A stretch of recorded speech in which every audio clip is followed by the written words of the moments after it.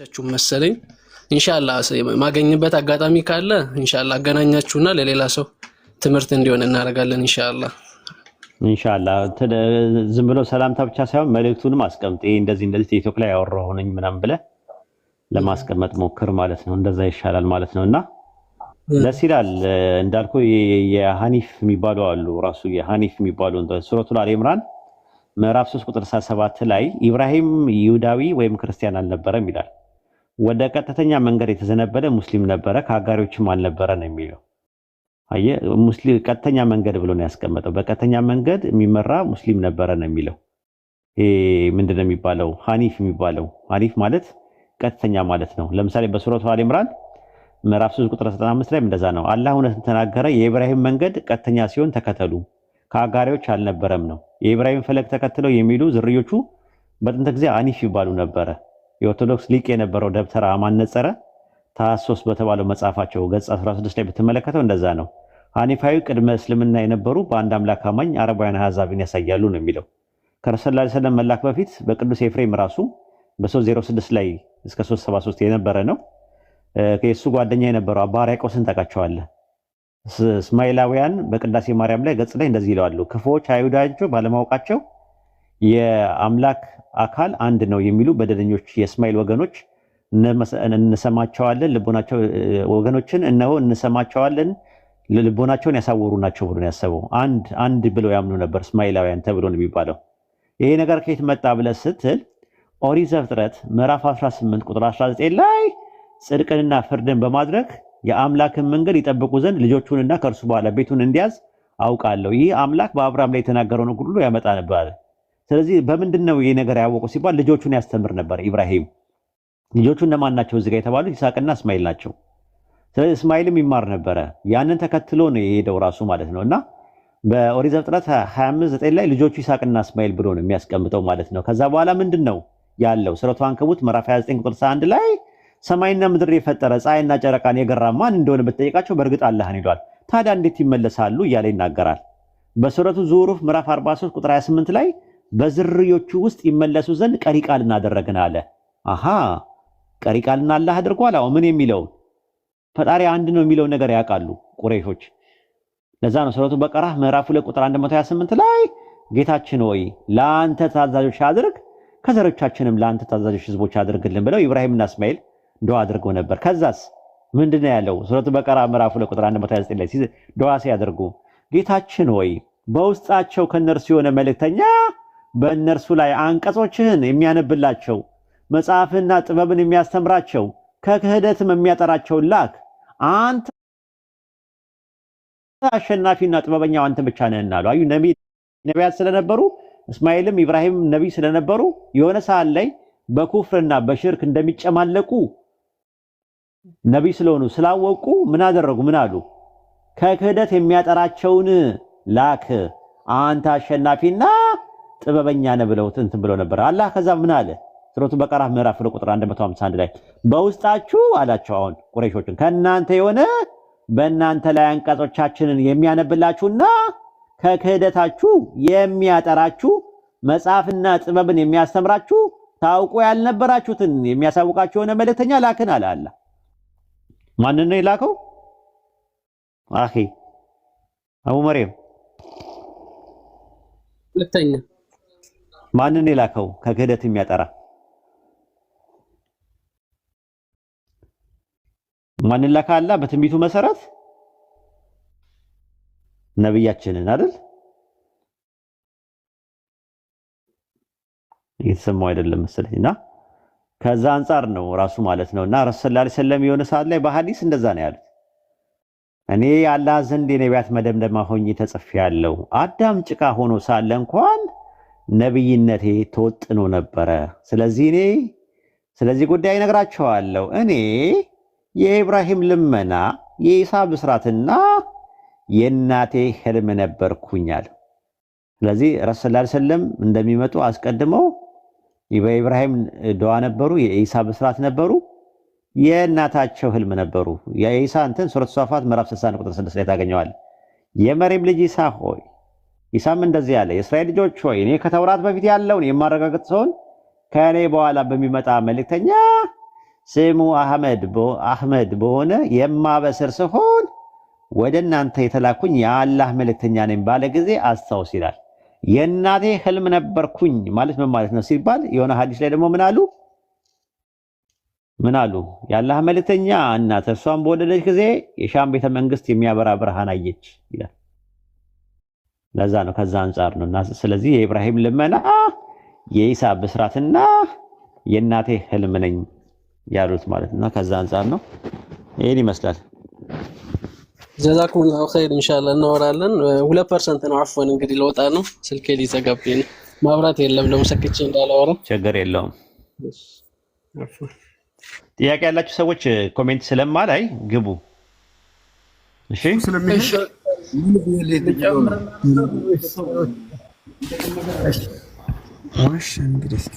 ጀማል ወገኖች ስለገቡ ሀቢቢ ትንሽ ታገት። እሺ ቅድሚያ ለወገኖች ስለሆነ ኢንሻአላህ የንጉስ ልጅ ቀጥል። ወይድ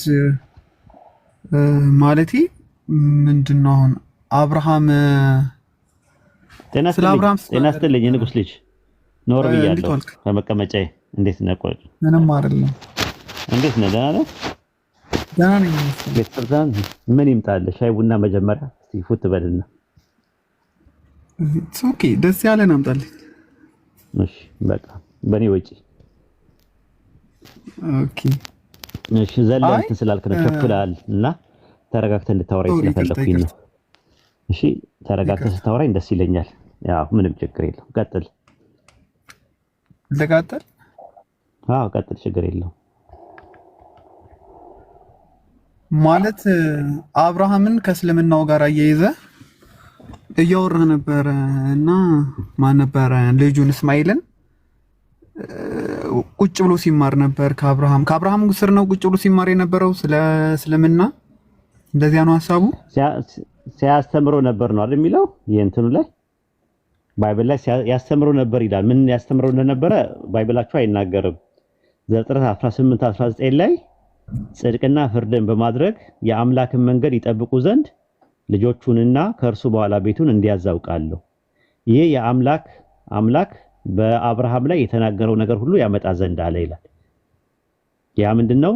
በዘሩ የሚባረኩበት ማለት ነው። የሚባረኩን እባርካለሁ፣ የሚረግሙን እረግማለሁ፣ የምድር አሕዛብ ሁሉ በአንተ ይባረካሉ ተብሏል። ያንን በረከት የሚያገኙት ደግሞ በዘር ስለተባለ የኢብራሂም ዝርያዎች ሁለቱ ናቸው፣ ይስሐቅና እስማኤል ናቸው የነበሩት። እስማኤላውያን ይሄ የአንድ አምላክ አስተምሮትን ቀሪ ቃልን ያደረገላቸው አላህ ራሱ ነው ከጥንትም ጀምሮ። ምናልባት ቅዳሴ ማርያም ተከታተላለህ? አባ ሕርያቆስ ሲናገሩ አባ ሕርያቆስ የሚባሉት እሳቸው ራሳቸው ይናገራሉ። እስማኤላውያን የአንድ አምላክ አስተምሮት እንደነበራቸው ይናገራሉ። ያ ነገር ከየት ነው የመጣው? ከጥንትም ጀምሮ ነው። ራሱ የኦርቶዶክስ ሊቅ አለ ደብተራ አማን ነጸረ የሚባል 23 በሚባለው መጽሐፉ ላይ እንደዛ ይላል። ሐኒፋዊ የሚባለው ቁርአን ከመውረዱ በፊት በአንድ አምላክ የሚያምኑ አማኞችም ነበሩ። ያ ነገር ከየት ነው የመጣው ሲባል ከእስማኤል የዘር ቤተሰብ ውስጥ ነው የመጣው፣ ቀጥሎ የመጣው ማለት ነው። ቁርአን ያንን ይነግረናል። አዎ ቁርአን ነው ታውቃለህ። አሁን ከእስልምናው ጋር እስማኤል የሚያያይዘው ነገር የሚያገናኘው ነገር አለ። አጠራር አዎ የሚያገናኘው ነገር አለ። ኦኬ እንደዛ ከሆነ ታዲያ ለምሳሌ አሁን ጳውሎስ አለ አይደል? የአዲስ ኪዳን ሐዋርያ ጴጥሮስ አለ። በፍጹም ማለት ስለ እስማኤል ማንም ሊነግረን የፈለገን የለ። የተስፋው ቃል በይስሐቅ በኩል እንደሆነ ክርስቶስ በስጋ የመጣው መሲሁ ነው የሚጠበቀው የነበረው። አዎ ልክ ነህ የንጉስ ልጅ። መሲሁን የሚጠብቁ ነበር። የነሱ የራሳቸው ላይን አላቸው እኮ። ያኛው ደግሞ ላይን አለ። ያኛው ሶስት አይሁዶች የሚጠብቁት የነበረው 3 ሰዎችን ነበር አይደል የነበረው? ታስታውስ እንደሆነ የት ማለት ምን መጽሐፍ ላይ? ዮሐንስ ወንጌል ምዕራፍ 1 ቁጥር 19 ላይ ሐሰን ይከፍትልሃል። ሐሰን ከፈተለ በትልቁ አድርጎት ሐሰንን ጎበዝ። እንደዚህ የሚጠይቅ ነው የሚያስፈልገን። አሁን የሚጠይቅ ትውልድ ነው የሚጠይቀን። ዮሐንስ ወንጌል ምዕራፍ 1 ቁጥር 19 አውጣ። ሐሰንም ቶሎ አውጣለት። አሰላሙ አለይኩም ሐሰን። ዮሐንስ ወንጌል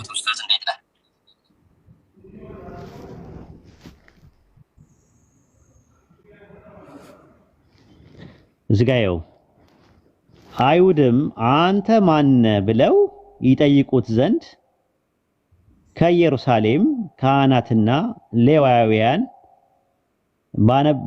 በጠየቁ ተንቀጠቀጠብኝ። በላኩበት ጊዜ የዮሐንስ ምስክርነት አንብበው። ከዛ መሰከረ አልካደም፣ እኔ ክርስቶስ አይደለሁም አለ። ማንን ይጠብቁ ነበር? የመጀመሪያው መሲሁ ማለት ነው ይጠብቁ ነበር ብሎ መሰከረ። እንግዲያውስ ማን አሉት? ኤልያስ ነህን ብለው ጠየቁታል። በጣም እየተንቀጠቀጠብን ነው። እኔ ላምብብ ነው መሰለኝ። አይ ሌላ ሰው ያውጣልን። እኔ ላምብብ አንተ ሌላ ሰው ያውጣልን። አይ እየነዳ ነው፣ መኪና እየነዳ ነው። ቆይ አንዴ ተረጋጋ። ሰው እያየው ነው መሆን ያለበት። እሺ ጀማልን አስቡት አንዴ። መኪና እየነዳ ነው፣ እየተንቀጠቀጠ ነው።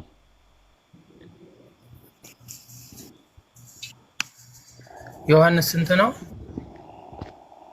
ክርስቶስ መኪና እየነዳው ስለነበር እየነዳ ነው። አዎ አንደርስታንድ አድርገናል። ዮሐንስ ወንጌል ምዕራፍ 1 ቁጥር 19 ላይ አውጣው።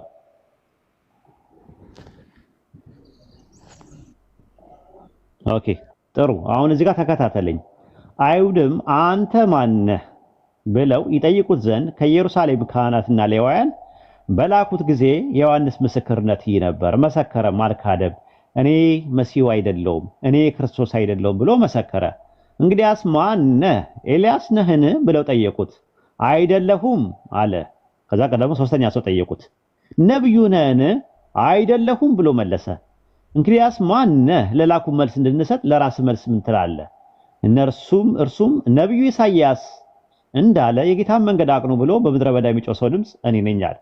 የተላኩት ከፈሪሳውያን ነበሩና እንግዲያውስ አንተ ክርስቶስ ወይም ኤልያስ ወይም ነብዩ ካይደለ ስለምን ታጠምቃለህ አሉት። ማን ያሉት እዚህ ጋር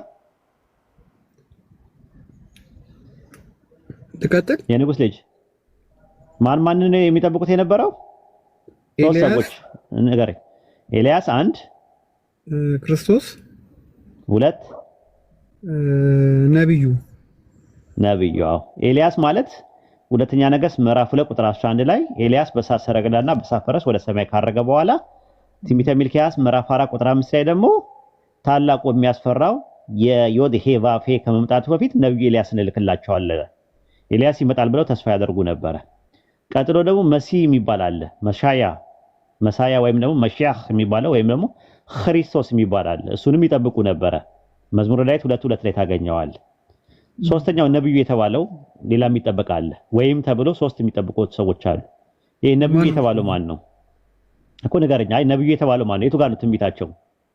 ይሄ ነብዩ የተባለው ከክርስቶስ በትና ከኤልያስ በተለየ መልኩ ነብዩ ተብሎ የተቀመጠው ማን ነው የሚጠበቀው? አልተጻፈልኝም። የሳልተጻፈልኝ ነገር ደግሞ እኔ ደግሞ እነግርሃለሁ። ኮሜንተሪ እናያለን። አይዞህ ኦርቶዶክስ ነህ አይደለ? ያ እኮ እንትን አሁን ምንድነው የምታደርገው? ይሄ ሶስተኛው ዘዳግም 18 ላይ አለል። ኦሪት ዘዳግም 18 ላይ ያውጣለት። ዘዳግም 18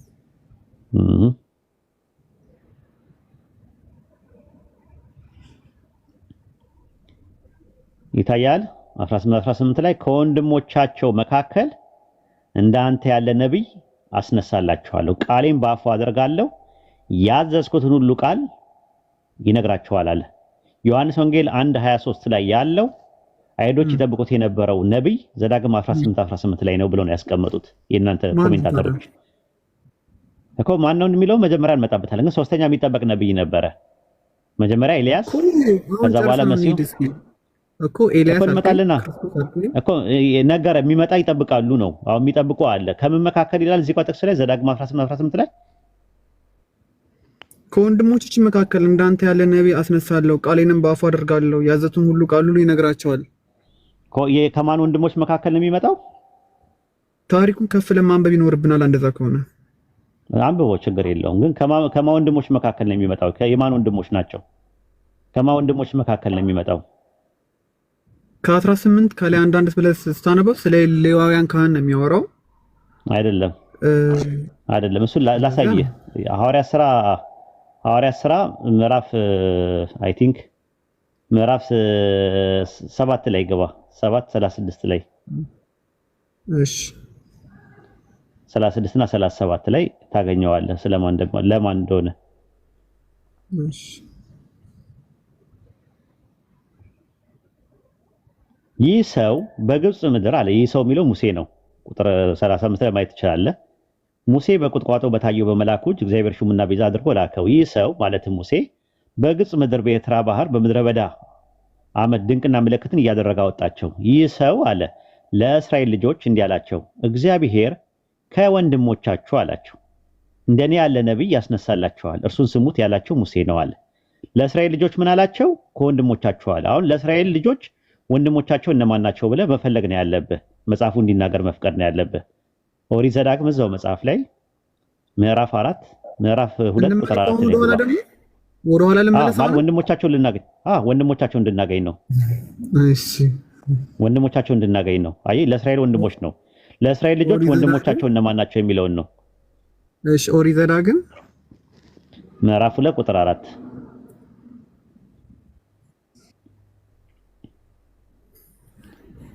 ሕዝቡም እንዲህ ብለህ እዘዛቸው በሴር ላይ በተቀመጡ በወንድሞቻቸው በኤሳው ልጆች ሕዝቡም እንዲህ ብለህ እዘዛቸው በሴር ላይ በተቀመጡ በወንድሞቻቸው በኤሳው ልጆች ሀገር ታልፋላችሁ፣ እነርሱም ይፈሯቸዋል። እንግዲህ እጅግ ተጠንቀቁ ይላል። የኤሳው ልጆች እንደማን ናቸው? የኤሳው ልጆች እንደማን ናቸው? የንጉስ ልጅ ሕዝቡም እንዲህ ብሎ እኮይ እሺ እኮ ሕዝቡም እንዲህ ብለህ እዘዛቸው። አዛዡ ሙሴ ነው አይደለ? አዎ በዘዛቸዋል። እና ለምን ምንድነው ያለው እዛ ላይ እኮ አዛዡ ሙሴ ነው አይደለ? ገባኛው። ግን ምንድነው ነጥቡ ምንድነው? እኔ ምን ለማለት ነው ገብቷል? አይ ገብቶ እኮ አሁን የእንትና ወንድሞች ልንፈልግ እኮ ነው እኮ ማን የኤሳው ልጆች ምኖቻችሁ ነው አላቸው። ለህዝቡ ነብይ የተባለ ለህዝቡ ምን አላቸው? በሴር ላይ በተቀመጡ በወንድሞቻችሁ በሴር ልጆች ሀገር ታልፋላችሁ። እነማን ነው ታልፋላችሁ የሚላቸው ሙሴ? የእስራኤል ልጆች ነው አይደለ? የእስራኤል ልጆች ማለት ነው። አዎ የእስራኤል ልጆች። ለእስራኤል ወንድሞቻችሁ የሚለው ማንን ነው? ለእስራኤል ልጆች ወንድሞቻቸው እነማን ናቸው አለ? የማን ልጆች ናቸው አለ? በሴር ላይ የተቀመጣችሁ ወንድሞቻችሁ የኤሳው ልጆች። የኤሳው ልጆች ኤሳውና ያዕቆብ ምንድናቸው? ወንድማማቾች ናቸው ማለት ነው። ኤሳው የሚባለው ደግሞ ኤዶማውያን ናቸው። ዘዳግም 1:2 ላይ ማየት ትችላለህ። የተለያየ ቦታ ላይ ስታያቸው ምንድነው የሚለው? ወንድሞቻቸው የተባሉት አረቦቹ ናቸው ማለት ነው። ገብቷል? ኤሳውያን የሚባሉት ለምን ያስቀምጠው? ኤዶማውያን እነማን ናቸው? ኤዶማውያን እነማን ናቸው? ረጋ ብለህ ኤዶማውያን እነማን ናቸው? አዎ ዘዳግም 23:7 ላይ አዎ ዘዳግም 23:7 ላይ 23:7 ላይ ግባ።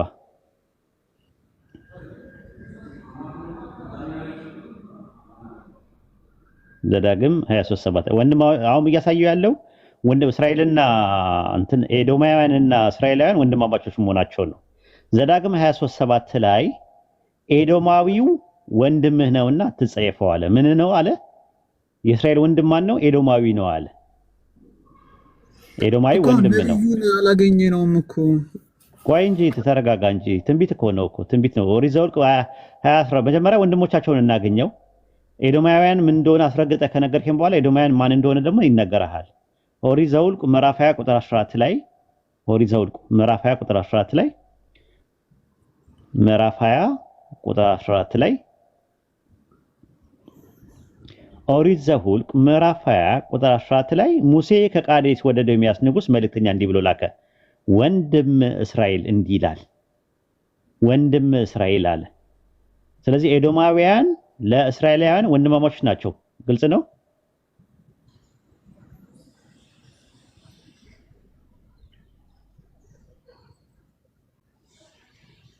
ግልጽ ነው። ጎይድ ቀጥል ነው ወይ? ግልጽ ነው ወይ? እዚህ ድረስ ግልጽ ነው ወይ? እኮ ወንድም ማለት ኤዶማውያን ወንድማማቾች ናቸው። ያ በእስራኤል ዘንድ ወንድም ማለት ቆይ ነው አይደል? የፈለኩ ነገር ወንድም ማለት እነሱ አለ አይደለ? ጀስት ከስጋና ከደም መካፈል ብቻ አይደለም። በአይሁድ ዘንድ ያለው ወንድማማችነት ማለት ነው። ለምሳሌ 12ቱ ነገድ እስራኤሎች አሉ። ከዛ ውስጥ አለ አይደለ? ሁሉም ወንድማማቾች ናቸው፣ ግን ሁሉም የራሱ ነገድ አለው። ሌሎችም ሳምራውያንም ለነሱ ወገኖቻቸው ናቸው። ወንድሞቻችሁ ግን በስጋና በደም ስለተካፈሏቸው አይደለም። ስለዚህ ወንድም የሚለውን ብቻ ከስጋና ከደም ስለተካፈለ ብቻ ወንድም አትለው። ከስጋና ከደም ነው። ይሄኛው ከስጋና መደም ነው። ኦሪት ዘፍጥረት ምዕራፍ 25 ቁጥር 23 ላይ ብትመለከተው ያህዌም አላት ሁለት ወገኖች በማዕፀንሽ ናቸው፣ ሁለት ህዝብ ከሆድሽ ይፈልቃሉ አለ። ሁለት ህዝብ አየ ማና ናቸው? ኤሳውና ርብቃ ናት። አሁን የምታወራው ለርብቃ ነው የተነገራት። ኦሪት ዘፍጥረት ምዕራፍ 25 ቁጥር 23 ላይ ያህዌም አላት ሁለት ወገኖች በማዕፀንሽ ናቸው፣ ሁለት ህዝብ ከሆድሽ ይከፈላሉ አለ። ስለዚህ ቀድሞ የወጣው የመጀመሪያ ልጅ ስሙ ኤሳው ይባላል። ጸጉሩ ቀይ ስለነበረ ቀይ ማለት ኤዶም ማለት ነው። ኤዶም ተባለ። ዘፍጥረት 25 ላይ ነው ራሱ እዛው ላይ ማለት ነው። በፊትም የወጣው ቀይ ነበረ፣ ሁለንተናው ጸጉር ለብሶ ስለነበረ ስሙን ኤሳው ተባለ ይላል። ከዛ ኤዶም ማለት ቀይ ማለት ነው ትርጉሙ ራሱ። ዘፍጥረት 36:1 ላይ የኤሳው ትውልድ ነው እርሱም ኤዶም ነው የሚለው ዘፍጥረት 36:1 ላይ ያወጣለት። ዘፍጥረት 36:1 ላይ ይታያል። የኤሳው ትውልድ ይህ ነው እርሱም ኤዶም ነው አለ። ከዛ ቁጥር 8 ላይ የት እንደሚኖሩ መኖራቸውን ይነግርሃል። ኤዶማውያን የሚባሉት ኤሳውም በሴር ተራራ ተቀመጠ፣ ኤሳውም ኤዶም ነው አለ። የሴር ተራራ የት ነው ያለው ንጉስዬ? ኤሳውም በሴር ተራራ ተቀመጠ፣ ኤሳውም ኤዶም ነው። ሴር የት ነው ያለው? ሴር እኮ ነገር እኮ ነው። አሁን በቃ እየመጣ ነው ወደ ነጥቡ። አሁን ኤሳው እና ያዕቆብ ወንድማማቾች ናቸው። ኤዶማውያንና እስራኤላውያን ወንድማማቾች ናቸው። ከወንድሞቻቸው መካከል ማለት የእስራኤል ወንድሞች ከሆኑ ከኤዶማውያን መካከል ነው የሚመጣው ነብይ። እንዲገባኝ ለምሳሌህ አሁን በጣም እየረዘመ ስለሆነ አሁን ቀላል አይደለ? ሾርት ከታረገውና ኤሳው ወደ ኤዶማውያን ሽፍት ማድረጉ ወደ ኤዶማውያን ምድር ሽፍት ማድረጉን ትነግረኛለህ። ነው ኤዶማውያን የት ነው የሚኖሩት? የት ነው የሚኖሩት? ኤሳው የት ነው ማለት እንዴት ማለት አሁን ሴር ነው ይላል። ሴር የት ነው ያለው? አይ ተረጋግተህ እኮ ብታዳምጠኝ ጥሩ ነበር የንጉስ ልጅ። ሴር የት ነው የሚኖረው? የሚገኘው ቦታው በጣም ረዘመ። ሴር የት ነው ያለው ቦታው ጂኦግራፊካሊ? እሱን ማፕ ማድረግ አለብኛ። አርግና ንገረኝ። እኔ አሁን አረብ ሀገር ነው አልኩ እኔ፣ አንተ ደግሞ ሌላ ቦታ ብለህ ንገረኝ። አረቦቹ ጋር ነው ያለው እኮ አረብ ሀገር እኮ እንደዛ። እኔ እኮ ምን ታውቃለህ ወሂድ ጀስት እኛ አሁን ስለ ስላሴ ያስተምሩ እንደስንነግራችሁ አምጡ ትሉናላችሁ ከአንድ ቦታ። አንተ ግን አሁን ትንቢት እኮ ነው። አሁን ይኸውልህ ምን አለ መሰለህ ከአረቦቹ መካከል ነብይ እንደሚመጣ ነገርኩህ እኔ። አሁን ማን እንደመጣ እነግርሃለሁ ራሱ። ግን አሁን ሴር የት ነው ብለህ ደግሞ አጥና። ሴር የት ነው ያለው? አንዴ ማፕ ላርግ እስኪ። እስከዛ ማፕ አድርጋው። ሴር የት ነው ፋራን የት ነው ብለህ ጠይቅና፣ ፋራና ሴር ላይ ነው የሚኖሩት እና ሲና ሶስቱ ተራሮች ማለት ሰንሰለታማ ናቸው። ማፕ አድርግና ንገረኝ።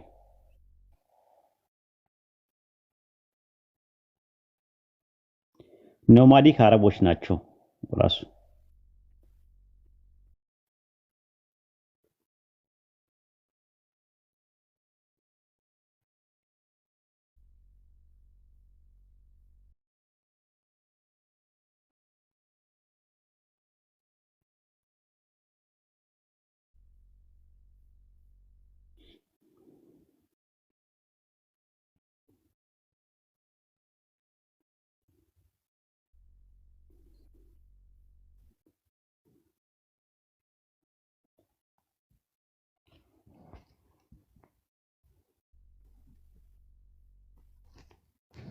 ኦኬ ተመለስና እኛን መርመር እንትን እንፈልግ።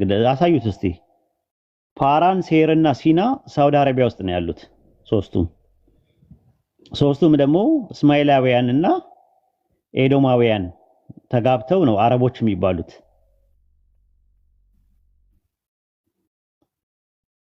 ይሄ ኢንተርኔት አይሰራም እንጂ ከፍትለት ነበር። የሚከፍት ካለ ኢንተርኔት ያለው ይከፍትላል። አዎ አይ ሐሰን እየነዳ ስለሆነ ትንሽ አልተመቸው ራሱ ማለት ነው። አይ ራሱ እንትን ይበልና ሌላ ቀንም እንትን ማለት ይችላል ከፈለገ እንዳይሰምንት ማለት ነው። የምትችሉ ሰዎች መክፈት የምትችሉ ሰዎች ግቡ ሙስሊሞች።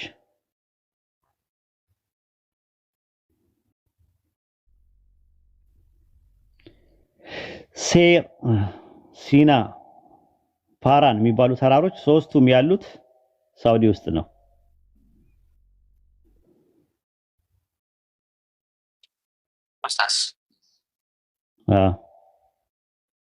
ፓራን ያሳየው ነው። ኦኬ መኪና እንዳትጋጭ አደራህን። አላህ ይጠብቅህ። ቤት ደርሻለሁ። እሺ የንጉስ ልጅ አለ ተመለስ እናግዝህ። መጣሁ። እሺ ያው ፓራን የት ነው ይታያል? ፋራን ነው በአማርኛ የሚባለው። ፋራን ይለዋል በእንግሊዝኛ።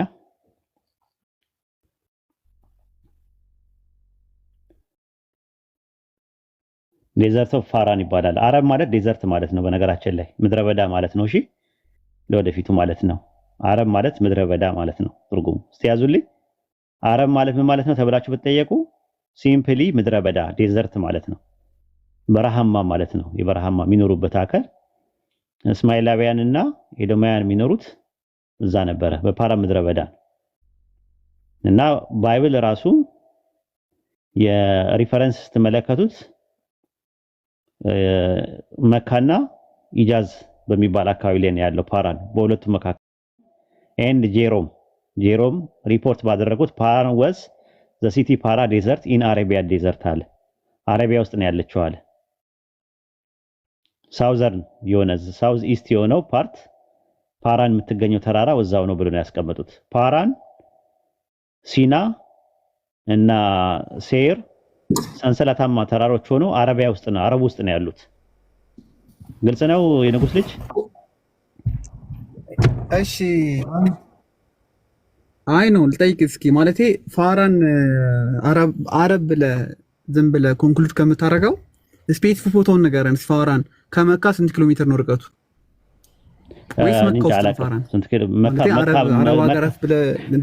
አረብ ሀገር ሳይሆን እዚህ ጋር ሳቢዮስ እንዳስቀመጠው ከሆነ በመካና በእንትን መካከል ነው። ይሄ በመካና በምንድን ነው የሚባለው? በመካ በጣይፍ ነው። ቆይ አይደለም ራሱ በመካና ፋራን የመን ውስጥ አይደለም። ኧረ የመን ውስጥ አይደለም። ኢቭን የመኖች ራሳቸው አረቢያን ናቸው። ራሱ አረቢያን ናቸው እነሱ ራሳቸው እነሱ ናቸው። ግን እሱ አይደለም። ፋራን የመን አይደለም። ማን ያለ ኖ ወይ የመን አላልኩም እኮ እዛ ውስጥ ነው። በአረብ የአረብ ምድር የሚባለው ይሄ ሚድል ኢስት የሚባለው ለምሳሌ ጂኦግራፊክ የሆነ ችግር የለውም። አሁን ምን ታደርጋለህ? ስፔሲፊክ ቀለል አድርጌ ልስጥ። እሺ እስካሁን ድረስ የሄድኩበት ርቀት ምናልባት አልተመቸ ይሆናል ማለት ነው። ዋናው ነገር ማጠቃለያ ልሰራበትና ወደ እንትኑ ልምጣለህ፣ ወደ አንተ ነጥብ ልምጣለህ። እኛ ያልነው ምንድነው ዮሐንስ ወንጌል ምዕራፍ 1 ቁጥር 19 እስከ 23 ባለው መሰረት አይሁዳኖች የሚጠብቁት ሶስት ሰዎችን ነበረ። አንደኛው ኤልያስ ነው፣ ሁለተኛ መሲሁ ነው፣ ሶስተኛ ደግሞ ነብዩ ነው። ነብዩ የተባለው የት ላይ ነው? ኦሪት ዘዳግም 18:18 ላይ ነው ያለው። ኦሪት ዘዳግም 18:18 ላይ ያለው ነብይ ከወንድሞቻቸው መካከል እንደሚነሳ ተነግሯል። ወንድሞቻቸው የተባለው ኦሪት ዘዳግም ምዕራፍ 6 ምዕራፍ 2 ቁጥር 4 ላይ የኤሳው ልጆች ነው ተብለዋል። ኤሳውያን የሚኖሩት የት ነው ብለን ስንመረምረውና ስናጠና ኤሳውያን የሚኖሩት አረቢያን ዴዘርት ውስጥ ነው። አረቢያን ዴዘርት የሚባለው ፓራን፣ ሴርና ሲና ናቸው፣ ሶስቱ ናቸው። አሁን እንደዛ ከሆነ ዘፍጥረት 21:21 ላይ አንድ ማጠቃለያ እንስራና ከዛ በኋላ አንተ እከሌ ነው ብለህ ትነግረኛለህ። ኦሪት ዘፍጥረት ምዕራፍ 21 ቁጥር 1 ላይ እስማኤል በፋራን ምድረ በዳ ተቀመጠ ይላል። የት ነው የተቀመጠው? በፋራን ምድረ በዳ ተቀመጠ ይላል። እስማኤል በፋራን ምድረ በዳ ተቀመጠ ይላል። አሁን የሚነሳው ነገር ከዛ ከፋራን ከምድረ በዳ ውስጥ በምድረ በዳ የሚመጣ ሰው አለ።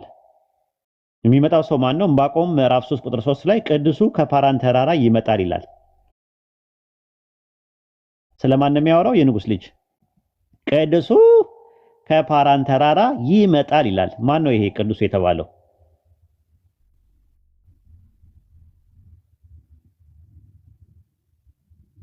ዕንባቆም ስንት ዕንባቆም 3:3 ላይ ትንቢተ ዕንባቆም ምዕራፍ 3 ቁጥር 3 ላይ ወጣኔ ልጁ። እሺ ሳቡት፣ ምናልባት ኔትወርክም ሊሆን ይችላል። ሳቡት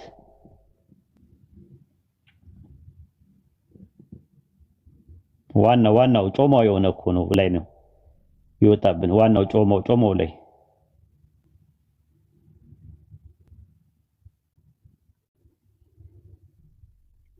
ካልመጣ እንዲጨርስልን ይሄን። እዚህ ጋር ነው ያላችሁ። እንትን ዕንባቆም 3:3 ላይ ግቡ።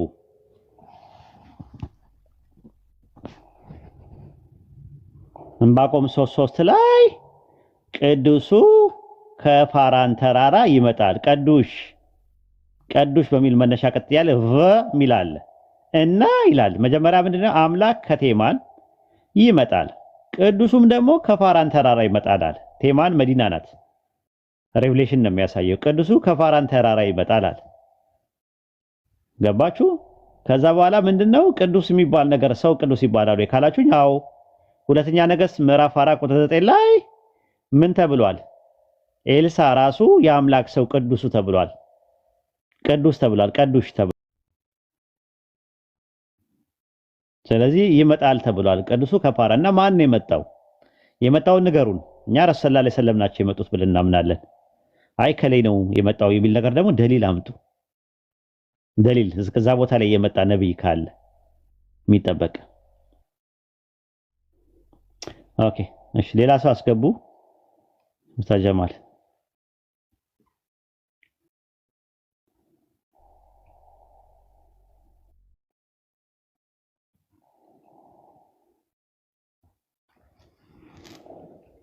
ሰላም አለይኩም ኡስታዝ።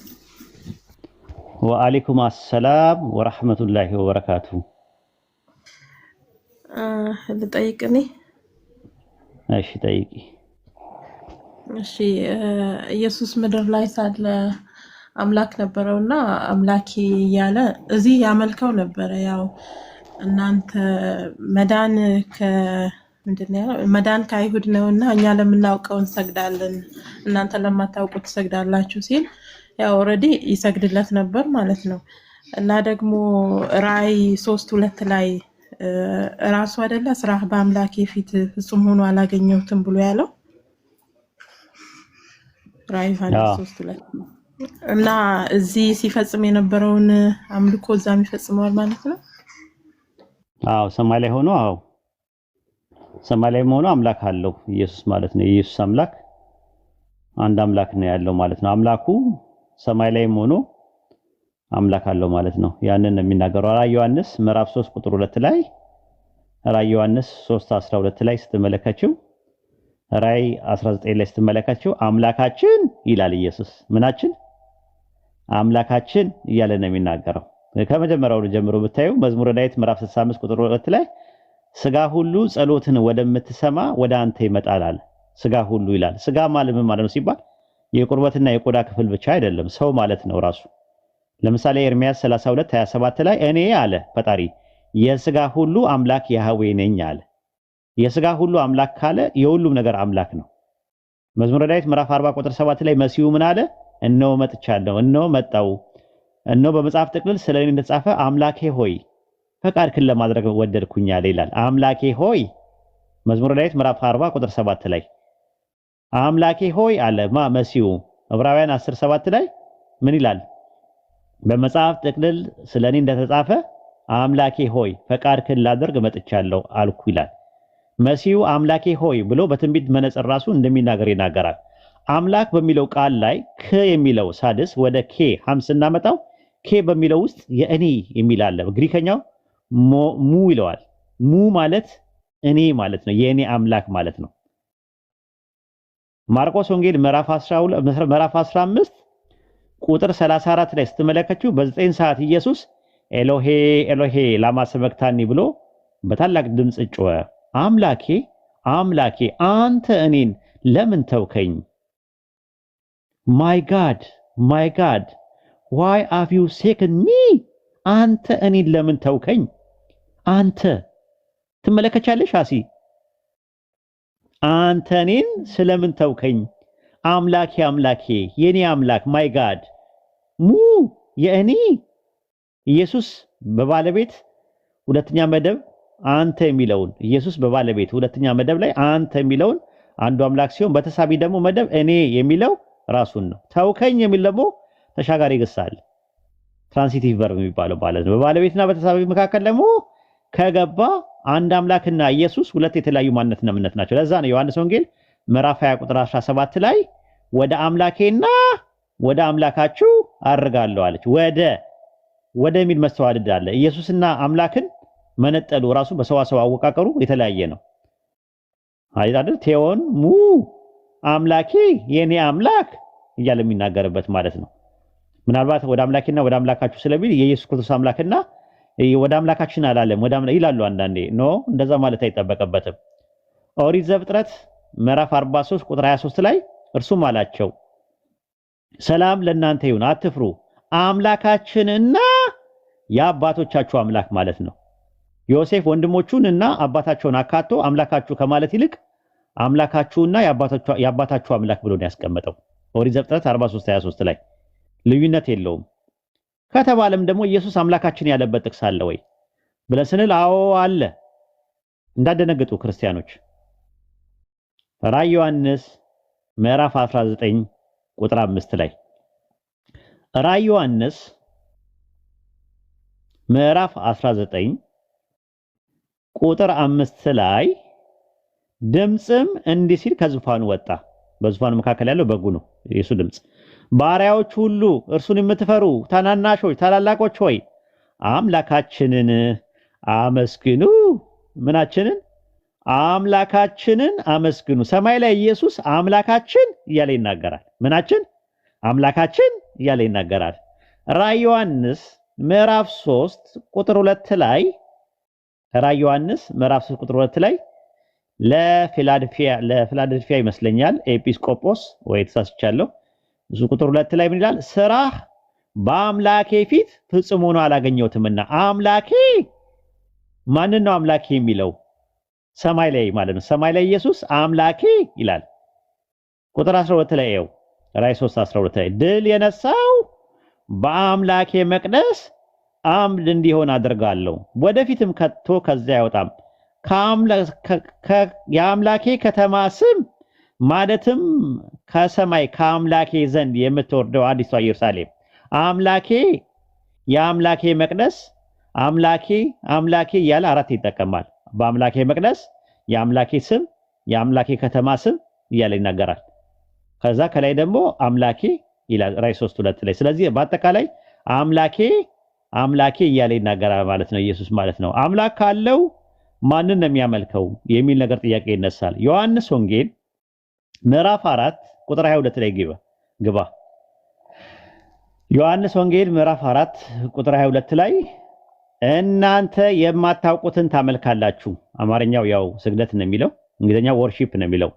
እናንተ የማታውቁትን ታመልካላችሁ፣ እኛ መዳን ከአይሁድ ነውና የምናውቀውን እናመልካለን።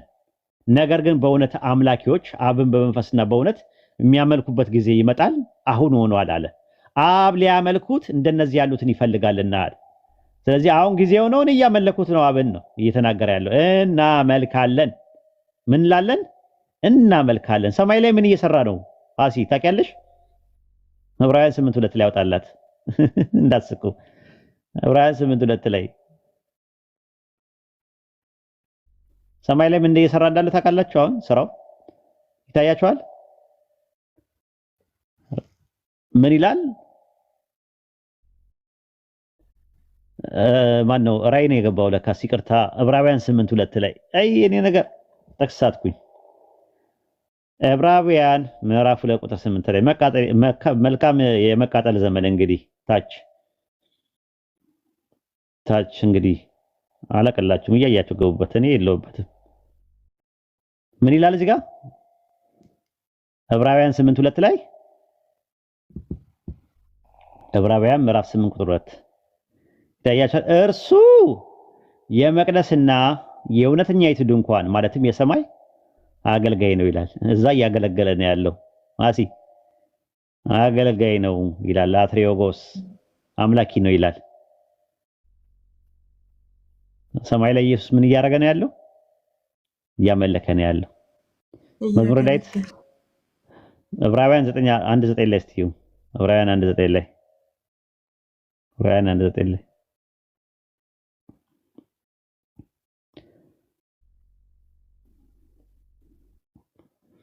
ጽድቅን ወደድክ አመፃን ግን ጠላ። ስለዚህ እግዚአብሔር አምላክህ ከባልንጀሮች ይልቅ ከጓደኞች ይልቅ በደስታ ዘይት ቀባሃል። እግዚአብሔር አምላክህ የማን አምላክ? የኢየሱስ አምላክ። የኢየሱስ አምላክ ደግሞ አንድ አምላክ ነው። እሱን ነው ሲያመልክ የነበረው ኢየሱስን። አንድ ሰው ጀነት መግባት ከፈለገ ኢየሱስ ያመለከውን አምላክ አምልኮ ጀነት መግባት ይችላል። ኢየሱስ ያመለከውን አምላክ አምልኮ ማለት ነው። ኢየሱስ ያመለከውን አምላክ ኢየሱስን የላከውን አምላክ አንድ አምላክ አለ። ኢየሱስን ነብይና መልእክተኛ አድርጎ የላከ አንድ አምላክ አለ። እሱን አምላክ እንድታመልኩ ነው ጥሪያችንን የምናቀርበው ማለት ነው። ጃቢርን አስገቡት እስከ ድረስ ጃቢርን አስገባ። ለማን ነው አቤት የሚባለው?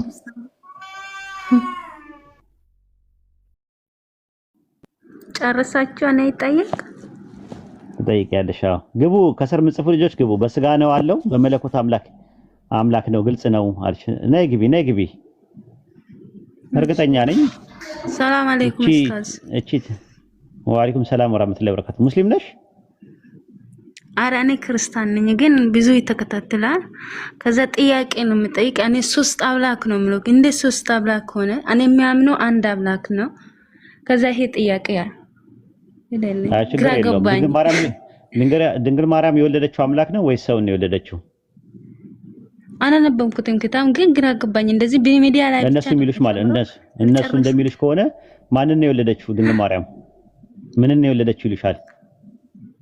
አምላክን ነው አይደል የወለደችው ይላሉ አይደል? ዮሴፍን አይደለም አምላክን ነው የወለደችው ይላሉ አይደል እነሱ? የትኛውን አምላክ ነው የወለደችው? ወልድ የሚባለውን አምላክ ነው አይደል? እኔ የምጠይቅ ነው። ይሄ ብቻ ግራ ገባኝ። አልተማርኩትም፣ አላነበብኩትም። ወልድ የሚባለውን አምላክ ነው የሚያመልኩት እና ሁለት የቀሩ አሉ።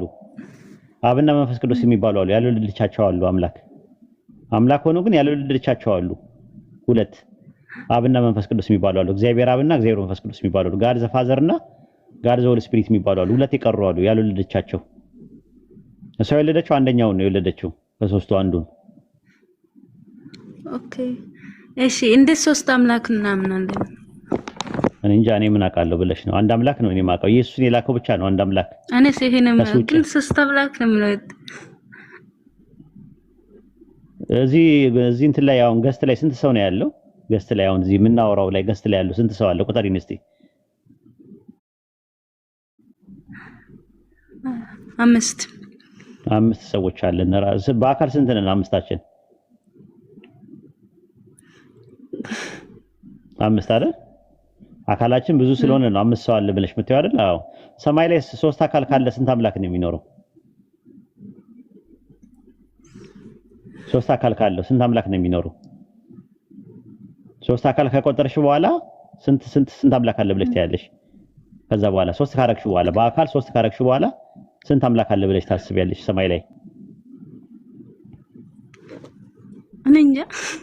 በቃ ችግር የለውም። ለማንኛውም አዳምጪ እሺ፣ አዳምጪ። አንቺ ከስር ተማሪና በደንብ አዳምጪ። ምን በይ፣ የቴሌግራም ቻናል አለ አንብቢ እሺ። እሺ ኢንሻአላህ አላህ ሂዳያ ይስጥሽ። እናመሰግናለን። በርቺ። አሜን። እሺ አስገቧቸው። ሌሎች ካሉ አስገቧቸው። ታች የሚጽፉትን ጃቢሩ አሰላሙ አለይኩም ወራህመቱላሂ ወበረካቱ። አኹና ወአለይኩም ሰላም ወራህመቱላሂ ወበረካቱ። ሰላም አለይኩም ብያለሁ ሁላችሁም። ኡስታዝ እንዴት ነህ? ሰላም ነው። እንዴት ነህ? አልሐምዱሊላህ ደህና ነኝ ኡስታዝ። ማሻአላህ አልሐምዱሊላህ። አንተ ደህና ነህ? እሺ ሰላም ነኝ ያለው። አስገቡ። ሰው ካለ አስገቡና ከጃቢሮ ጋር ደግሞ ትንሽ ያወሩ።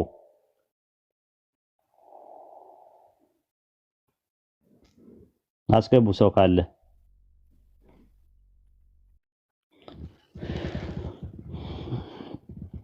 ኪንጎ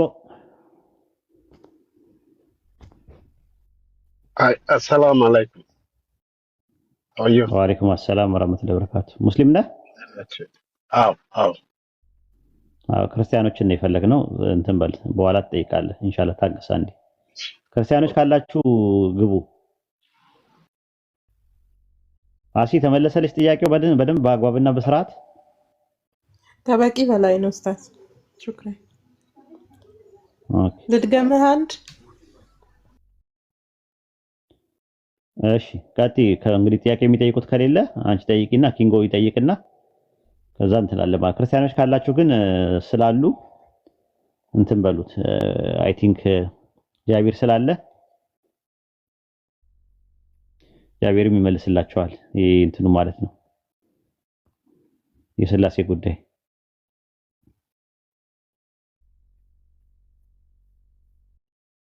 እኔ አንድ ጥያቄ ልጠይቅ እንዴ?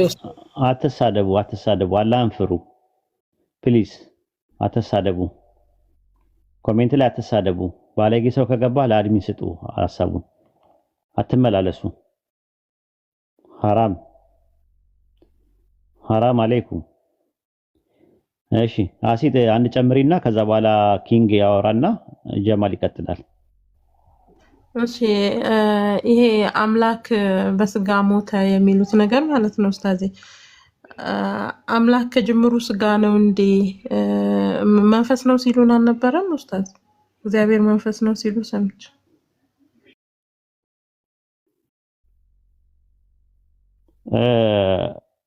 አንቺ ብረት ለብሰሽ መተሽ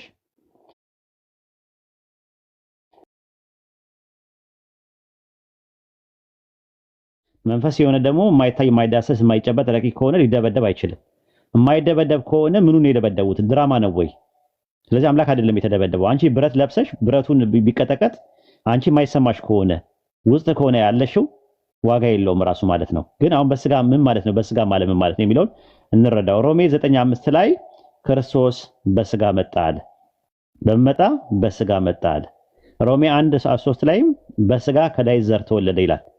በስጋ አንደኛ ጴጥሮስ 4:1 ላይም ክርስቶስ በስጋ መከራ ተቀበለ ይላል። ከዛ አንደኛ ጴጥሮስ 3:18 ላይ ነው በስጋ ሞተ። ማን ነው የሞተው? ክርስቶስ ደግሞ ወደ አምላክ እንዲያቀርበን እርሱ ጻድቅ ሆኖ ስለ አመፀኞች አንድ ጊዜ በኃጢአት ምክንያት ሞቷልና በስጋ ሞተ። ማን ነው የሞተው? ክርስቶስ። አምላክ አይደለም ሞተ የሚለው ክርስቶስ በስጋ ሞተ። ክርስቶስ የተቀባ ማለት ነው። የተቀባ ደግሞ አምላክ አይደለም የሚቀባው። የተቀባው በስጋ ሞተ፣ በስጋ መከራ ተቀበለ፣ በስጋ በጣ፣ በስጋ ተወለደ። የተወለደው አምላክ ተወለደ አይልም። ክርስቶስ በስጋ ተወለደ። ክርስቶስ በስጋ መጣ። ክርስቶስ በስጋ መከራ ተቀበለ። ክርስቶስ በስጋ ሞተ። ስለዚህ ሊተራሊ የሙሳን አባት ሳይሆን የሚያመለክተው የመርየምን ባዮሎጂካል አባት ነው የሚያመለክተው አባት የተባለው። እሺ የመርየም ያቺ ማለትም የሃሮን እህት ብሎ ሲጠራት የስጋው አይደለችም ሊተራሊ። እሺ የሃሮንና ተጠይቀው ነበር፣ ረሱልም ተጠይቀው ነበር። የስም መመሳሰል ነው ብሎ ነው ያስቀመጡት። ተጠይቀዋል። የየመን ክርስቲያኖች ጠይቀው ነበር። አንድ ሰሃቢይን መጥቶ ጠየቃቸው ረሱል ሰለላሁ ዐለይሂ ወሰለም እና የስም መመሳሰል ነው አሉ። ልክ ባይብል ላይ የጎት ልጅ ጎልያድ ዳዊትን ገደለው፣ ዳዊት የገደለው ይልና ሌላ ቦታ ላይ ደግሞ ሌላ ሰው እንደገደለ ይናገራል። ግን የጎት ልጅ ጎልያድ የተባሉ ሁለት የተለያዩ ሰዎች ናቸው ብሎ ይመልሳሉ። የያዕቆብ ልጅ ታውቀዋለህ? ዮሴፍ የሚባለው ወንድሞቹ ይሸጡት። የያዕቆብ ልጅ ዮሴፍን ወንድሞቹ ሸጡት አይደል? በእንትን በብር 30 ብር ምናምን በዲናር ሽጠውታል። ማቴዎስ 1:18 ላይ ደግሞ የያዕቆብ ልጅ ዮሴፍ የማርያም እጮኛ ነው ይላል ባይብል። ከ1400 ዓመት በኋላ ይሄን ጠይቃቸው። አረ ወይድ ምን ነካ? ወይድ ምን ነካ? ደህና ልጅ አልነበርክም እንዴ ይላሉ። እኛ እኮ ባይብል የምታነብ ይመስለን ነበር ምናምን ይላሉ። ለምን እንደሚሉ ታውቃለህ? ለምን ይመስላል?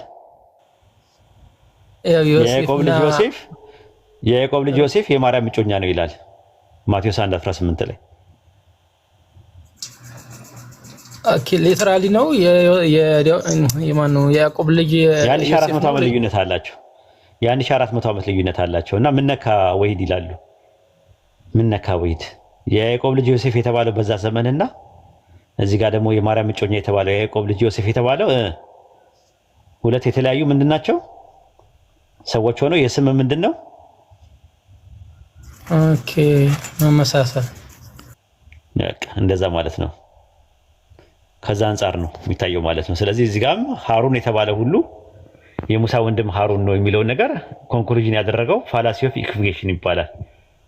አሻሚ ጸጽ ይባላል። ማጸጽ እዚህ ጋር ወሂድ የሚባል ሰው ከሰማ አህባሽ ሆኖ ደግሞ የሚያስተምር አንድ ወሂድ የሚባል አለ። ሰምተዋል?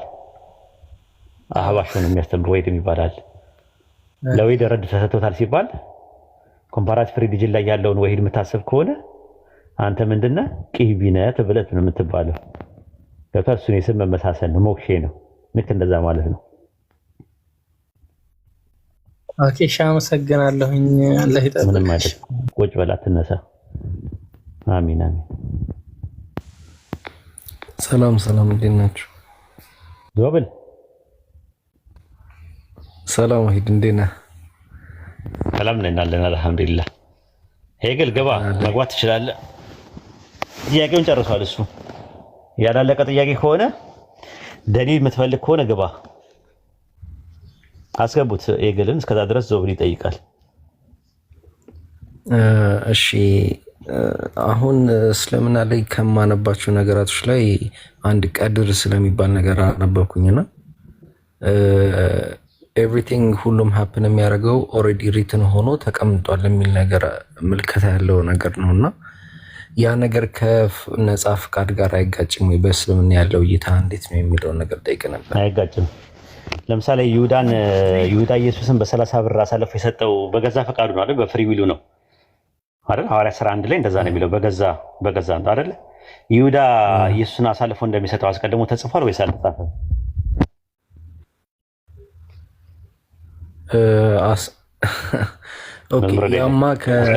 ሴት መሆን፣ አጭር፣ ረጅም፣ ቀይ፣ ጥቁር በዚህ ዘመን መፈጠር ለምንድን ነው የዛሬ 2000 ዓመት ያልተፈጠርከው? ለምንድን ነው ከ1000 ዓመት በኋላ ያልተፈጠርከው? ያ ምርጫ አይደለም። ይሄ ነገር አያስቀጣም፣ አያስጠይቅም፣ ሽልማትም የለውም። አንተ ወንድ በመሆን ከላይ አሲ የምትባለዋ ሴት በመሆኗ አንተ የምታገኘው ሽልማት እሷ የምታገኘው ቅጣት አለ? አይኖርም። የለም። የማን ውሳኔ ነው እሱ? የአንተ ውሳኔ ነው ወይስ የአላህ ውሳኔ ነው? እሱ የፈጣሪ ነው። የፈጣሪ ውሳኔ ነው። ተመልከት። ስለዚህ አንተን የሚመለከት አይደለም። ነገር ግን አንተን የሚመለከት ጉዳይ ላይ ሲሆን ግን አላህ ያለ እውቀት ነው የሚሆነው። ለምሳሌ ማመጽ፣ መታዘዝ፣ እሺ ማለት፣ እምቢ ማለት፣ መቀበል፣ ማስተባበል፣ ማመን፣ መካድ የሚባለው ግን ለአንተ ነው የተተወው። አላህ ለአንተ ነው የሰጠ። ያን የሰጠ ማን ነው? አላህ ነው። አስቀድሞ ምን ይለዋል? ያውቀዋል። አውቆ ሰጥተዋል። ያ በሰጠ ነገር ላይ የምትጠየቅበት ይሄ ላይ ነገር ላይ ነው ካፓሲቲ ያለ ማለት ነው። ይሄ ፓፕ የሚባለው ማለት ነው። ፓፕ የሚባለው ፍሪ ዊል የሚባለው ማለት ነፃ ፈቃድ መሽያ። ስለዚህ ነፃ ፈቃድ አሁንም ማድረግ ትችላለህ። ነፃ ፈቃድ ደግሞ እንዳለ ደግሞ ብዙ ማስረጃዎች አሉ። አንድ ነገር አድርግ አታድርግ የሚለው ነገር ነፃ ፈቃድ ለሌለው ለሮቦት እንጂ ለነፃ ፈቃድ አታድርግ። ይሄ ነገር አታድርጉ አላህ ሲል አለማድረግትና ማድረግ ትችላለህ። ይሄ ነገር አድርጉ ሲል ደግሞ ማድረግም አለማድረግም ትችላለህ። የማድረግም ያለማድረግም ካፓሲቲ አንተ ያለህ ነህ። ከዛ አንጻር ነው የሚወሰደው እና ፍሪ ዊል እና ሶቨርኒቲ ኦፍ ጋድ ኮምፓቲብል ነው። ኮምፓቲቢሊስት ነን እኛ። መሳ ለመሳ ይሄዳል ብለን ነው የምናምነው። ኢንኮምፓቲቢሊስት አይደለንም። ሆድና ጀርባ ነው የሚናተፉ ናቸው ብለን አናምንም። ግን እስኪ በእንትና አድርጌ እሺ ልድገምልህ። ለምሳሌ አሁን ፈጣሪያችን ኢንፋይነትሊ መርሲፉል ነው አይደለ? በቃ መሀሪ ነው። በቃ መሀሪ ነው። ያ ማንነቱ ባህሪው ነው እና ያ ማንነትና ባህሪው ሆኖ ሳለ ግን እንዴት ገሃነም ይዘጋጃል ለሌሎች ሰዎች? መሀሪ ብቻ ሳይሆን ደግሞ ፈራጅም ነው። ከመሀሪነቱ ጋር አይጋጭም። ገሃነም ማዘጋጀት እንትን ነገር መሀሪም ነው፣ ፈራጅም ነው፣ ፍቅርም ነው፣ ማን አፍቃሪም ነው። እሱ ፈራጅም ነው። ገባ? ለምን አፍቃሪ ብቻ መሀሪ ብቻ ይሆናል? ገብተዋል? ይቀጣል ለራሱ። ያ ደግሞ በሚሰራው ስራ አይጠየቅም ይላል ቁርአን ላይ። አሁን ለምሳሌ ለምንድን ነው መሀሪ ፈራጅ ብቻ ያለው ነው? ለምንድን ነው መሀሪ ያለው ነው? መሀሪ ሳይሆን ፈራጅ ብቻ ለምንድን ነው ያለው ነው? እሱ ልጠይቅ እስቲ። እኔ እንጃ። ያው እሱ ነው እኮ የምልህ እኮ የእኛ ፋንታ አይደለም። አየህ፣ እኛም ማውራት ያለብን መጠየቅ ያለብን እኛም በሚመለከት ጉዳይ ላይ ነው። ቁርአን ላይ ሱረቱ አንቢያ ምዕራፍ 21 ላይ በሚሰራው ስራ አይጠየቅም ይላል። ፍጡራኖቹ ግን ይጠየቃሉ ይላል። እኔ የምጠየቅበት ነገር አለኝ፣ አላህ ግን አይጠየቅም። እሱ ጌታ ነው፣ እኛ ባሮቹ ነን። ለምሳሌ ለምንድን ነው አንተን ወንድ አድርጎ የፈጠረውና አሲን ሴት ያላደረጋት? እስቲ ምክንያቱን ንገረኝ። ያው ምክንያቱ እሱ ነው እኮ። ለምን ምክንያቱን ለምን አትነግረኝም? ለምን አሁን ሴት መሆን መጠለቀት ነው አንተ ስትመጣ? እሱን ነው እኮ የምልህ እኮ። ተመልከት እንግዲህ ባልነገረን ነገር አላህ አፍቃሪ ነው፣ እውነት ነው። አላህ መሀሪ ነው፣ እውነት ነው። አላህ ፈራጅ ነው፣ እውነት ነው። አላህ ጥበበኛ ነው፣ እውነት ነው። አላህ አዋቂ ነው፣ እውነት ነው። እንቀበላለን። ራሱን ባወሰበበት ወስፍ ባሰባበት ኢስባት እናሰብታለን። ወስፍ ደግሞ ባደረገበት ወስፍ እንቀበላለን። በተረፈ በሌለ ነገር ላይ ዝም ብለን እንትን አንልም። ልክ የሥላሴ አማኞች እንደሚያደርጉት ማለት ነው። አንድ ነገር ሚስጥር ነው ይለዋል። ዘዳግም 29 ላይ ደግሞ ይላል ምስጢሩ ለአምላካችን ለእግዚአብሔር ነው፣ የተገለጠው ነው። የዚህን የመጽሐፍ ቃል እንናገራለን አለ። የተገለጠ ነገር ነው። ዘዳግም 4:17 ላይ 32 ላይ እንደዛ ነው የሚለው። አምላክ መሆኑ ለአንተ ተገለጠልህ ይላል። የተገለጠውን ነገር ብቻ ነው የምትቀበለው። ያልተገለጠ ነገር ደግሞ ምንም ነገር ያልተነገረ በዝምታ የታለፉ ነገሮች ሚስጥር ከሆኑ አንተን አይመለከትም። ስላሴ ሚስጥር ከሆነ ከመነሻውኑ ልታምንበት አይገባም። ትናንትና አንዱ ማታ መጥቶ ስላሴን ማመን ለአቂዳ እንትን አይደለም፣ በክርስቶስ ማመን ነው ዋናው፣ ስላሴ እንደ ተርፍ ነገር ነው አለ። ስለዚህ ሰው በመዳኑ በማመኑ የሚድንበት በመካዱ የሚጠፋበት ትምህርት ከሆነ በግልጽና በማያሻማ መልኩ ባይብል ላይ መቀመጥ ነበረበት። ስለዚህ መጽሐፉ ላይ ከሌለ የለም ነው፣ እንድታምን ግዴታ የለብህም። ሚስጥር ከሆነ በቃ አለቀ፣ ፊሽካው ተነፍቷል። ያልተገለጠ ነገር ከሆነ በዝምታ ታልፋለህ። ዝም የሚባሉ ነገሮችን በዝምታ ነው የምታልፈው። ያለውን መጽሐፉ ላይ ያለውን በቂ ሆኖ አይምሯችን ፈንክሽን በሚያደርገው ኦፕሬሽን በሚያደርገው ፕሮሰስ ማድረግ በሚችለው መልኩ ቁርአንና ሐዲስ ላይ መጥቶልናል። ያንን እንቀበላለን። አለቀ። በተረፈ ፍልስፍና የተቆላ ገብስ ነው ይላሉ ዞብል። የተቆላ ገብስ ታውቃለህ? ቢዘሩት አይበቅልም፣ ሲበሉት ይጣፍጣል አሉ። ፍልስፍና እንደዛ ነው። ዝም ብሎ እንትን በቃላት ተጀምሮ በቃላት ያልቃል።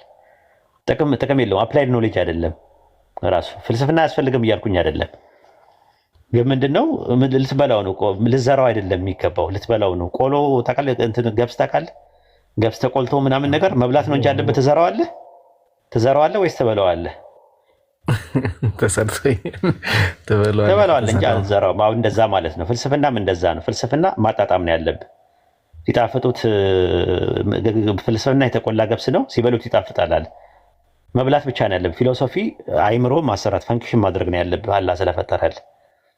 በተረፈ ደግሞ መዝራት የለብህም፣ ወደዛ ወደ መንጠራራት የለብህም። ምራቅ ወደ ላይ ብተፋው ምንድን ነው የሚሆነው? ወደ ላይ ብተፋው በአንተ ፓራራል ምን ይሆናል? ተመልሶ ይመጣል ማለት ነው። ተመልከተ፣ አይሆንም። ተፈጥሮ አይደለም፣ ባህሪው አይደለም። ስለዚህ ፍልስፍና ወደ ላይ ተነስቶ ቁጢጥና ቁንጥጥ የሚልበት ነገር የለም። ቁጢጥ የሚልበት የለም፣ ፒጢጥም የሚልበት ነገር የለም። ወደ ላይ ወደ ፈጣሪ ወደ ታች ነው፣ ወይም ደግሞ ፓራራሊ ነው የሚሄድ ያለበት፣ ጎንዮሽ ነው የሚሆን ያለበት። ኦኬ እሺ፣ ቴንኪው። ሌላ ደግሞ በእስልምና ያው ከክርስቶስ በኋላ ነቢዩ መሐመድ እንደመጡ ይታመናልና ነቢያቶች የሚላኩበት ፐርፐዝ አላቸው። ማለት ፈጣሪ ነቢያቶችን የሚልከው ሰዎች ወደ መስመሩ እንዲመለሱ በጥፋት ላይ ሲሆኑ ምናምን ነው አይደለ? እና ብቻ ላይሆን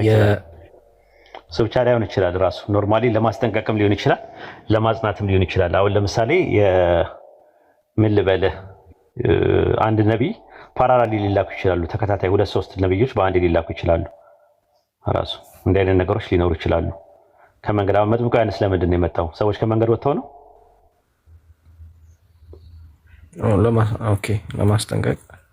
አዎ እንደዛ ነው። ከመንገድ ወጥተው ላይሆን ይችላል። ራሱ እንደዚህ አይነት ነገሮች አሉ። የተለያየ ፈንክሽን አላቸው። ሲወጡ ረሱልና ነብይ የሚባሉ አሉ። ነብይ ሁሉ ረሱል አይደለም። ረሱል ግን ነብይ ነው። መልእክት ይዘው ሲመጡ ሊያስጠነቅቁ ሲሉ ነው። ለህዝቦቻቸው ግን ሲያስጠነቅቁ ነብይ ይሆናሉ ማለት ነው። እና ኢሳያስ እነ ምናምን አሁን ነብይ ናቸው፣ ግን መልእክተኛ አይደሉም። ሙሴ ግን ነብይ ነው። አብርሃም ነብይ ነው። ኖህ ነብይ ነው። እንትና ነብይ ነው።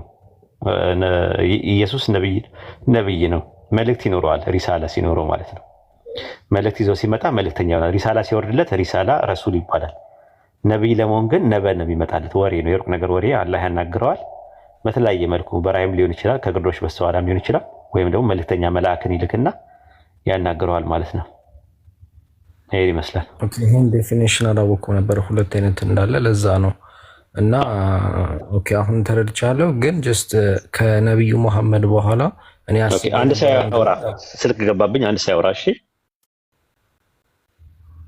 ኦኬ ከነብዩ መሐመድ መልእክተኛ መላክ እንዳቆመ እሱን ነበረ ጠይቀው የነበረው። ኦኬ ሁለት አይነት ካለ እኔ ጋር ዝናብ አለና ጃብር አለ እንዴ?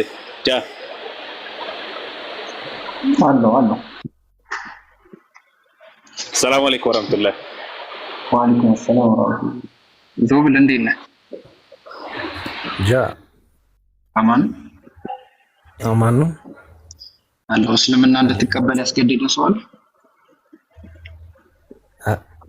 ማለት አሬል ከሌለ በል በቃ እሺ። የምለውን አብረኸኝ ትላለህ።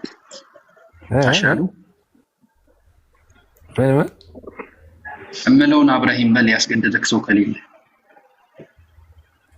እንዴ ምንድነው የምትለው? እስልምና እንድቀበል ያስገደደኝ ሰው የለም ማለት ነው። አዎ ታዲያ እኔ ልቀበል ነው አላልኩህ? አንተ በጣም እንዴት ነህ? ሰላም ነው በተረፈ። ኦኬ በቃ አንተ የቅድሙ ጥያቄ ላይ አንድ ነገር ልጨምርልህ። ቅድም የጠየቀው ነገር ላይ ኦኬ አሁን ለምሳሌ አንድ እየዞረ ሰው የሚገል ሰው አለ፣ አንድ ደግሞ እየዞረ ሰው የሚያድን ሰው አለና ሁለቱም በአንድ አይነት ነገር የሚመነዱ ከሆነ ፌር ነው ብለህ ታምናለህ?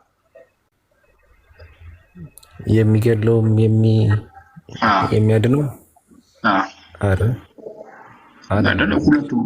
ሁለቱም የእጃቸው ነው ማግኘት ያለባቸው። ፈጣሪ ምንድን ያለን የምትፈልጉትን ነገር እንትን በሉ ነው፣ ጠይቁኝ እሰጣችኋለሁ ነው። ጥሩ ነገር ከፈለክ ጥሩ ነገር ታደርጋለህ፣ በዛ በጥሩ ነገር ጥሩ ነገር ታገኛለህ ነው። መጥፎ ነገር የምትፈልግ ከሆነ ደግሞ መጥፎ ነገር ታደርጋለህ፣ በዛ ምትክ መጥፎ ነገር ታገኛለህ። ስለዚህ የምትቀበለውን ነገር ፈጣሪ ሳይሆን የሚወስንልህ አንተ ነህ የምትወስነው ማለት ነው። ተረዱ እና ይሄ ደግሞ የሚገርም እንትን ነው። እና ምንድነው ደግሞ መጥፎ ነገር ሰተከው መጥፎ ነገር እንዳይሰጥህ ደግሞ ንስሐ የሚባል ነገር አለ። ንስሐ መገበይ ተውበት የምታረግ ከሆነ ያ ነገር እንዳስፈላጊነቱ እንዳትሄዱ ይቅር ይባልና በመልካም ነገር ይቀየርልሃል ማለት ነው። እና ይሄ ለአምላክ ምንም ጥያቄ እንትን የማይል ኡስታዝ መጥቷል መሰለኝ። ቀጥሉ በቃ። ኦኬ ከተመለሰ ችግር የለውም አውሩ ቀጥሉ። እኔ መውጣቴ ነው። አሪፍ ነገር ነው ያነሳው ራሱ ማለት ነው። ብዙ ነገሮች አሉ፣ ግን ጃቢር ዛሬ ምድር ላይ በታሪክ ውስጥ ስንመለከተው አዳም የሰራውን ያክል በደል ትልቁ ኃጢአት የሚባለው ነገር ማሻረክ ነው አይደለ? አላህ ላይ ሐቁን መንካት ነው። አዳም የሰራው ኃጢአት ከእስልምና የሚያስወጣው ነው ማለትም እንደዚህ ከሃይማኖት አጥር ውስጥ የሚያስወጣው ነው አይደለም። ማለት ከአዳም የባሰ ኃጢአት የሰሩ ሰዎች አሉ ምድር ላይ። ፌር አይደለም ራሱ አዳም ይቅር ካልተባለ ፌር አይደለም ራሱ። እሱንም ዞር ብላችሁ ይዩት ራሱ። በእኛውን ይቅር ተብሏል ብለን እናምናለን። መጽሐፈ መቃብያን ላይም እንደዛ ይቅር ተብሏል። አዳም ይቅር እንደተባለ ንስሐ እንደገባ፣ ግን ለጊዜው ለፈተና ስለሆነ የገነት መጀመሪያም የገባው ከዛ አንጻር ነው የሚታየውና ቀጥሉ። እኔ ለውጣ ነው ወይ ምን ላደርግላችሁ? ስልኩን ትቼላችሁ ልሂድ። ምናልባት ከተደወለብኝ እንትን ነው ወደ ስራ ላይ ሄድ ነው ለውጣ ነው። ይቅርታ እንግዲህ አጉል ሰዓት ነው መሰለኝ የገባሁት። የሆነ ሰው ቤት ይክፈት። ጃቢሮ ትችላለህ? ችግር የለም።